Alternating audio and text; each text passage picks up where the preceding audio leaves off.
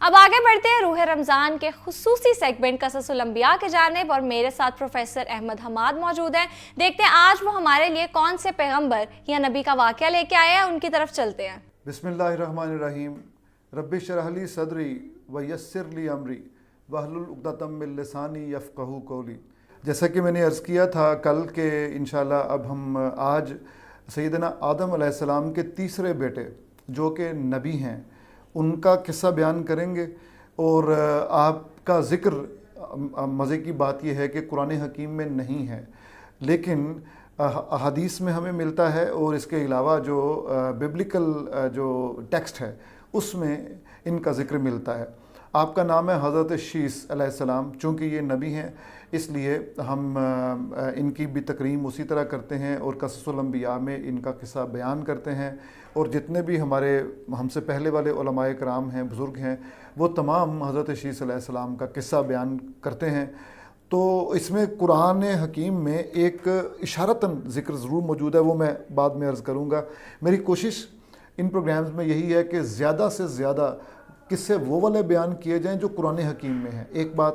دوسرا یہ کہ قرآن حکیم کے متن کے قریب ترین رہ کر قصہ بیان کیا جائے، تاکہ وہ جو عوام الناس کے ذہنوں میں ہوتا ہے، طرح طرح کے وہ ڈیولپ ہو جاتے ہیں آئیڈیاز اور کانسیپٹس، وہ غیر قرآنی کانسیپٹس وہ نہ ان کے ذہنوں میں جگہ بنائیں۔ کوشش یہی ہوتی ہے کہ قرآن حکیم کے ٹیکسٹ کو آپ کے سامنے رکھا جائے، تو ادھر بھی کوشش یہ کریں گے قرآن حکیم کے ٹیکسٹ سے کوئی ایک حوالہ جو ہے وہ ڈیولپ ہو۔ تو حضرت شیس علیہ السلام کو سیٹھ بھی کہتے ہیں، اور سیٹھ بھی اسی لفظ کی ہی ایک شکل ہے، کہا یہ جاتا ہے۔ تو اور آپ نے سنا ہوگا کہ ویسٹ میں بعض مردوں کا نام سیٹھ ہوتا ہے، تو وہ سیس بولتے ہیں ٹی ایچ کو، تو اس کا مطلب ہوتا ہے خدا کا عطا کردہ۔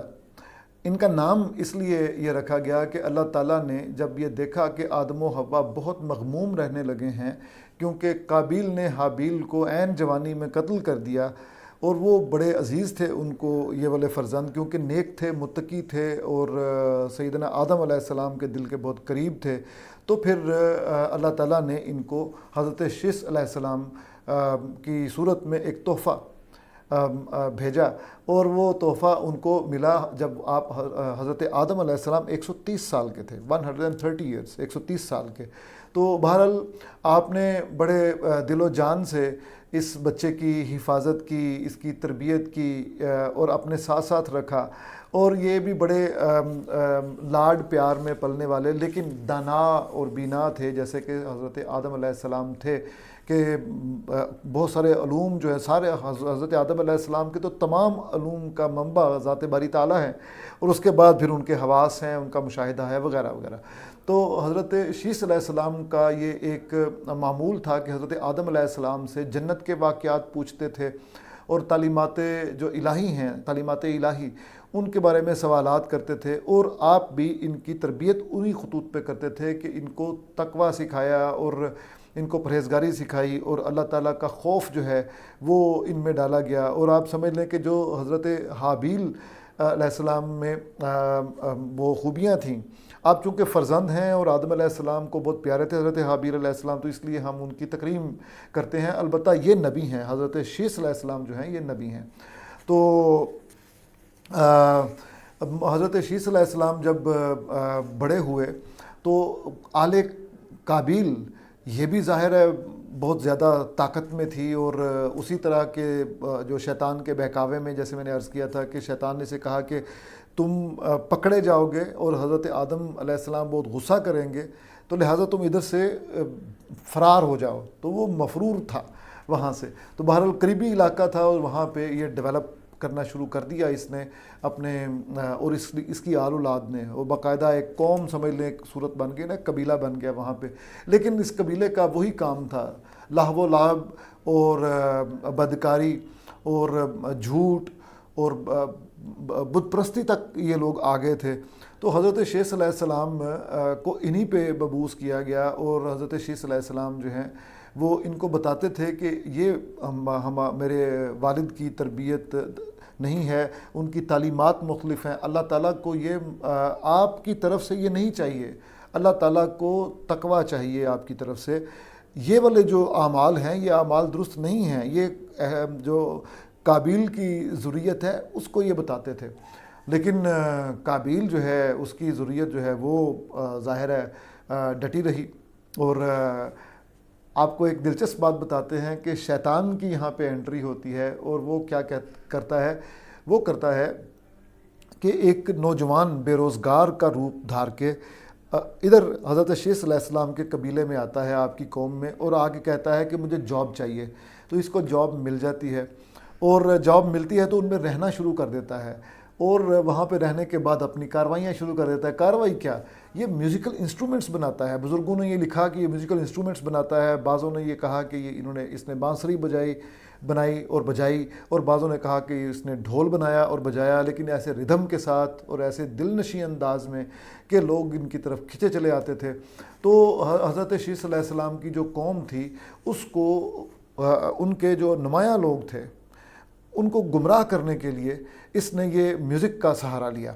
اور نوجوان جو تھے وہ اس کی طرف راغب ہوئے. اب تھا تو یہ شیطان, تو راغب ہوئے. تو اس نے کہا کہ دیکھیں وہ فلاں جگہ پہ میری قوم ہے تو وہاں پہ چلیں, وہاں پہ تو بہت یہ تو کچھ بھی نہیں ہے جو میں جاتا ہوں, وہاں پہ تو باقاعدہ اس کا ایک دن مقرر ہے, میلہ ہوتا ہے وہاں, تو وہاں پہ جا کے میں آپ کو سنواتا ہوں.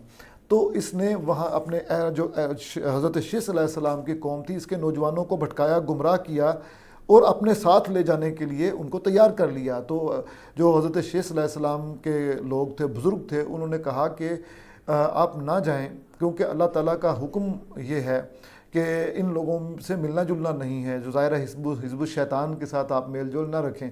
تو جناب انہوں نے کہا کہ یہ کیسا لا آف دی کریٹر ہے, اللہ کا کیسا قانون ہے, ہمیں ہمارے ہی کزنز سے ملنے سے روک رہا ہے, اس میں کیا مذائقہ ہے, ہمیں جانے دیں. تو انہوں نے کہا کہ اس لیے روکا جا رہا ہے کہ یہ قابیل کی ذریت ہے, اور قابیل نے ناحق قتل کیا تھا اپنے سگے بھائی حابیل کا.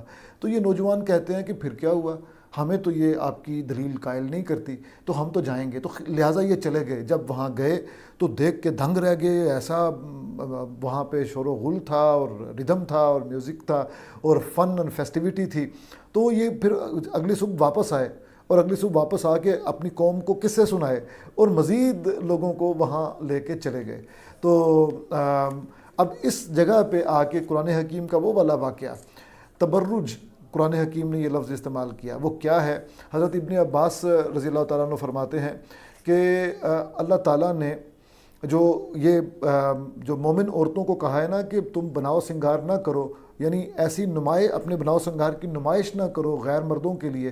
تو یہ تبرج کا مطلب یہی ہے کہ خوبصورت تو اگر آپ ہیں ٹھیک ہے, وہ تو اللہ کا دیا ہوا ہے, البتہ آپ زیبائش اور آرائش اس نیت سے کریں کہ اس میں دکھاوا پیدا ہو جائے, اور لوگوں کو لبھانے کے لیے آپ یہ بندوبست کریں, تو اس کو تبرج کہتے ہیں. تو قرآن حکیم میں یہ والی باقاعدہ آیت موجود ہے کہ جنہوں نے کہا کہ وہ جو اولین جو لوگ تھے, جاہل لوگ, اولا زمانے کے, اول زمانے کے, ان کی طرح یہ تبرج نہ کرنا. تو حضرت ابن عباس نے یہ فرمایا کہ یہ والا جو اشارہ ہے, پہلے جو ہلاک کی طرف جو اشارہ ہے, یہ اسی قوم کی طرف اشارہ ہے جو قابیل کی ذریت تھی, جو بن سنور کے رہتی تھی. جو اب یہاں سے نوجوان گئے حضرت شیخ علیہ السلام کی قوم سے, تو یہ نوجوان خوبصورت تھے, وہاں کی عورتیں خوبصورت تھیں, تو ان عورتوں نے ان کو لبھایا. تو اس طرح جناب یہ حضرت شیخ علیہ السلام کی قوم کا یہ جو اہم ترین قصہ ہے یہ یہاں پہ ختم ہوتا ہے کہ حضرت شیخ علیہ السلام ساری عمر وہی تعلیمات جو الہیہ ہیں ان کو عام کرنے, یعنی کہ